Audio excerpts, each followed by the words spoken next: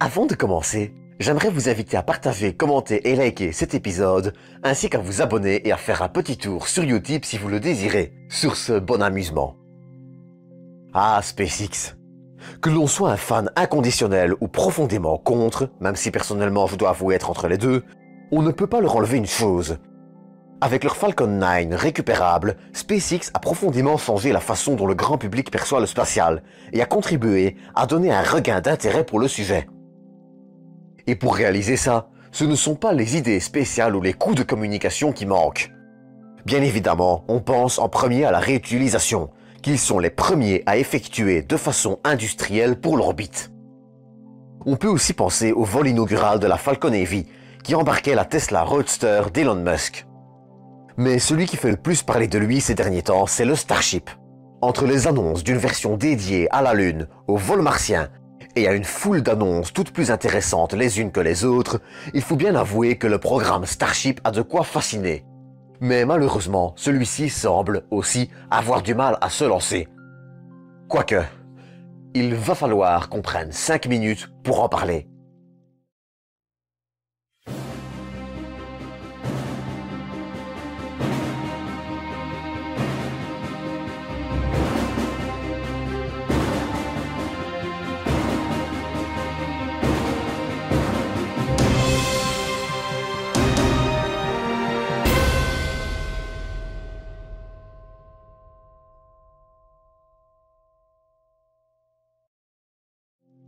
Depuis 2012, et avec l'annonce du début du développement du projet ITS pour Interplanetary Transport System, qui deviendra ensuite BFR pour Big Falcon Rocket et enfin Starship, on ne peut pas dire que les choses aient grandement avancé, du moins du côté public.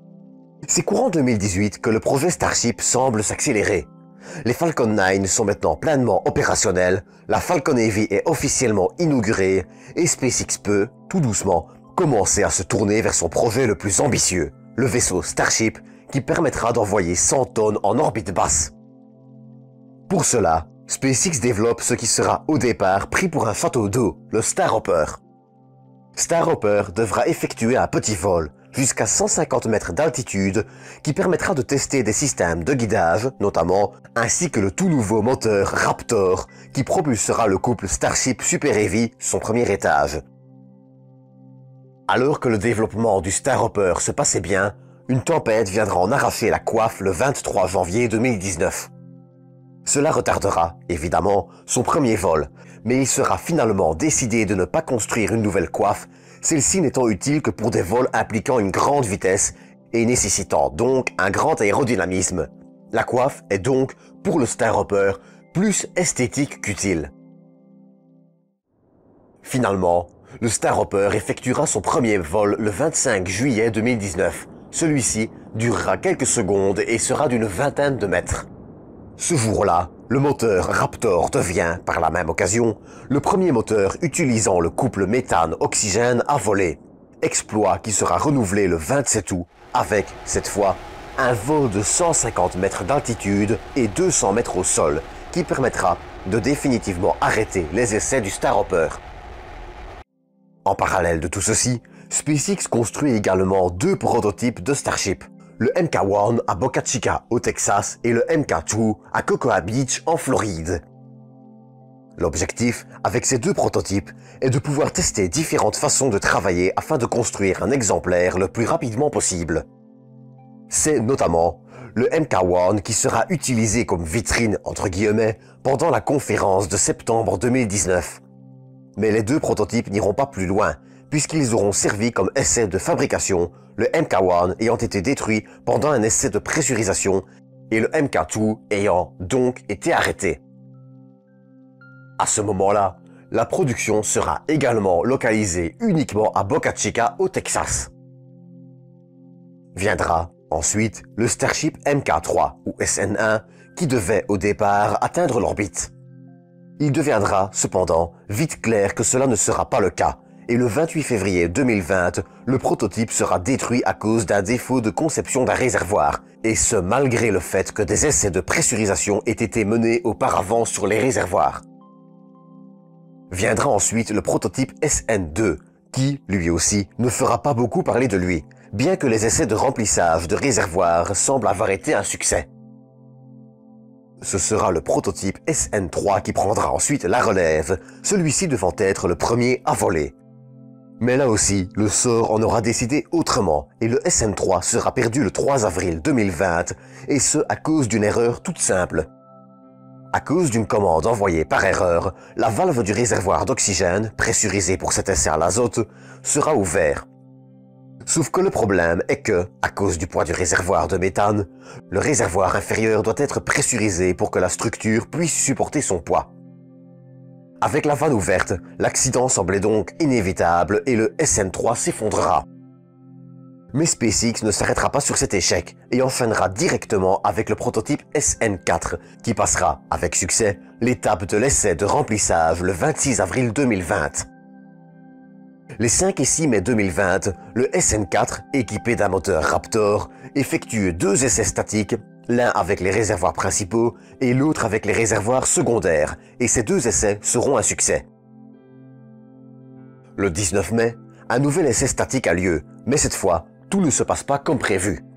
Une conduite de carburant se rompt à cause des vibrations et un incendie a lieu, endommageant le prototype et rendant la dépressurisation impossible pendant 2 jours, faute de moyens pour la commander.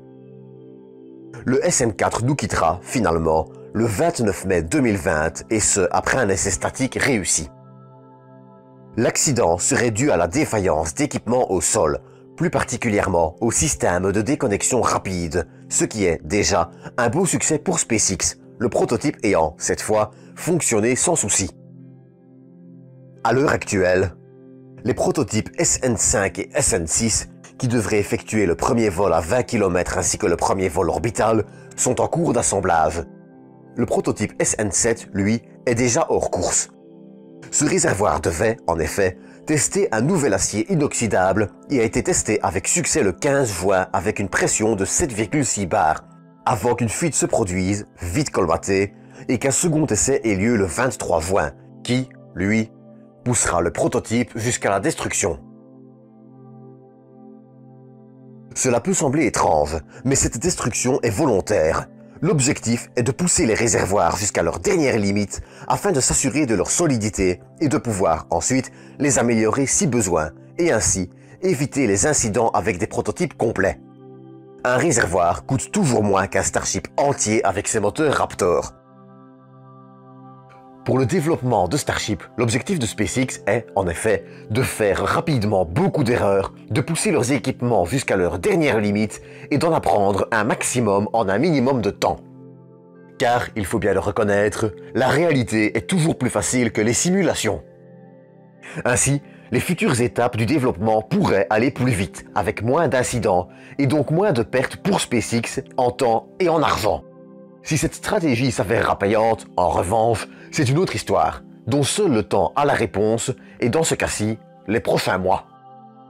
On ne peut, cependant, pas s'empêcher de faire le rapprochement avec le prototype Grasshopper qui permit de développer les bases des systèmes de récupération des Falcon 9, même si les ressemblances sont peu nombreuses. Si, d'après les annonces d'Elon Musk, le premier vol orbital devrait encore avoir lieu cette année, il est assez justifié, je crois, de penser que celui-ci n'arrivera probablement pas avant 2021.